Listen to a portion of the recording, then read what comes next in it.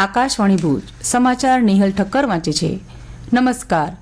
વડોદરા જિલ્લામાં પાદરા નજીક ગઈકાલે વહેલી સવારે પુલનો એક ભાગ તૂટી પડવાની ઘટનામાં 9 લોકોના મોત થયા. 9 લોકોને બચાવીને 5ને સારવાર માટે ખસેડાયા હતા. ઘટનાને પગલે વડોદરા જિલ્લા વહીવટી તંત્ર સહિત સ્થાનિક અધિકારીઓએ યુદ્ધના ધોરણે બચાવ કામગીરી શરૂ કરી હતી. રાષ્ટ્રીય આપત્તિ પ્રતિભાવ દળ NDRFની એક ટીમને ખાસ સાધનો સાથે તૈનાત કરવામાં આવી છે. દરમિયાન ગાંધીનગર ખાતે યોજાયેલી મંત્રીમંડળની બેઠકમાં બ્રિજ દુર્ઘટના અંગે મુખ્યમંત્રીએ તપાસના આદેશ આપ્યા હતા. બેઠકમાં મુખ્યમંત્રીએ પુલ તૂટી પડવા અંગે મુખ્યમંત્રીએ અધિકારીઓ પાસેથી પ્રાથમિક અહેવાલ પણ માંગ્યો હતો. મુખ્યમંત્રી ભૂપેન્દ્ર પટેલે દુર્ઘટનામાં જીવ ગુમાવનારા પ્રત્યેક વ્યક્તિના વારસદારને 4 લાખ રૂપિયા અને ઇજાગ્રસ્તોને 50,000 રૂપિયાની સહાયની જાહેરાત કરી છે. ઉપરાંત તમામ સારવાર વ્યવસ્થા પણ રાજ્ય સરકાર દ્વારા કરવામાં આવશે. જ્યારે પ્રધાનમંત્રી નરેન્દ્ર મોદીએ પણ આ દુર્ઘટના અંગે દુઃખ કરી મૃતકોના પરિવારને પ્રધાનમંત્રી રાષ્ટ્રીય રાહત ભંડોળ PMNRFમાંથી 2 લાખ અને ઇજાગ્રસ્તોને 50,000 રૂપિયાની સહાયની જાહેરાત કરી. અસામાજિક તત્વો સામે રાજ્ય પોલીસની કડક કાર્યવાહી યથાવત છે. અઢી મહિનામાં અસામાજિક તત્વોના 586 ગેરકાયદેસર બાંધકામો દૂર કરવામાં આવ્યા છે, જ્યારે 1,857 ગેરકાયદેસર વીજ જોડાણો કાપી નાખવામાં આવ્યા છે. રાજ્યના પોલીસ વડા વિકાસ સહાયે માહિતી આપતા જણાવ્યું હતું કે 434 રીઢા ગુનેગારોના જામીન રદ કરવાનો પ્રસ્તાવ કરવામાં આવ્યો છે. ઉલ્લેખનીય છે કે 15 માર્ચથી અસામાજિક તત્વો સામે કડક કાર્યવાહી કરતા વિશેષ અભિયાન શરૂ કરવામાં આવ્યું હતું. આજે અષાઢ પૂર્ણિમાને દિવસે જિલ્લાભરમાં ગુરુ પૂર્ણિમાની ભક્તિભાવપૂર્વક ઉજવણી થશે.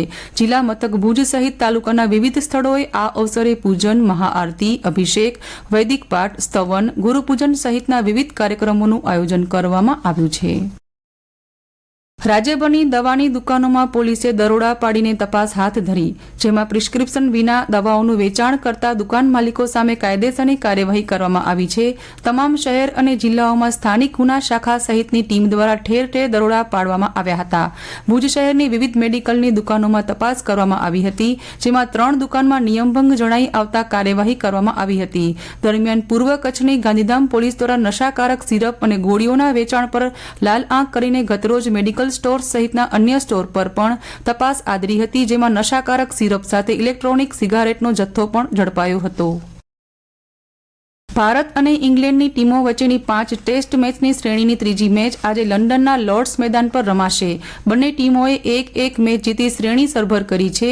આજે મેચનો આરંભ ભારતીય સમય મુજબ બપોરે 3:30 વાગે શરૂ થશે.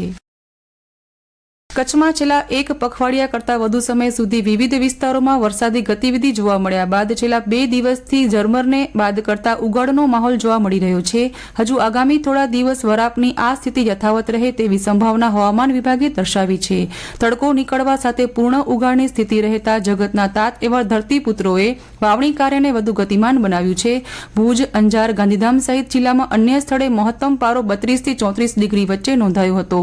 વાતાવરણમાં ભેજની અસર તળે ઉકળાટ પણ અનુભવાયો હતો. દરમિયાન ઘણા દિવસો બાદ પૂર્ણ ઉઘાડનો માહોલ જોવા મળતા રસ્તા અને ખેતરોમાં ભરાયેલા પાણી ઓસરવા લાગ્યા હતા.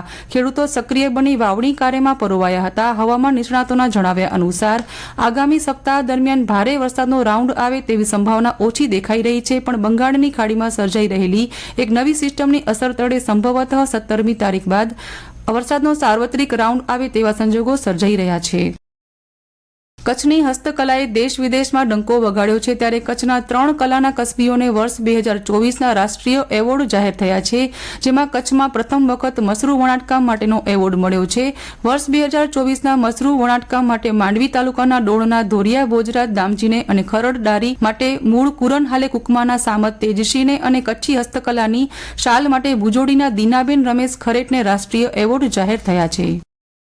કેન્દ્રીય ગૃહ અને સહકાર મંત્રી અમિત શાહે આંતરરાષ્ટ્રીય સહકારી વર્ષ નિમિત્તે ગુજરાત, મધ્યપ્રદેશ અને રાજસ્થાનની માતાઓ, બહેનો અને સહકારી સંસ્થાઓ સાથે સંકળાયેલા અન્ય કાર્યકરો સાથે સંવાદ કર્યો હતો. શ્રી શાહે કચ્છ જિલ્લાના ઊંટ ઉછેરક માલધારી સહકારી મંડળી લિમિટેડના મિરલબેન નવારી સાથે પણ સંવાદ કર્યો હતો.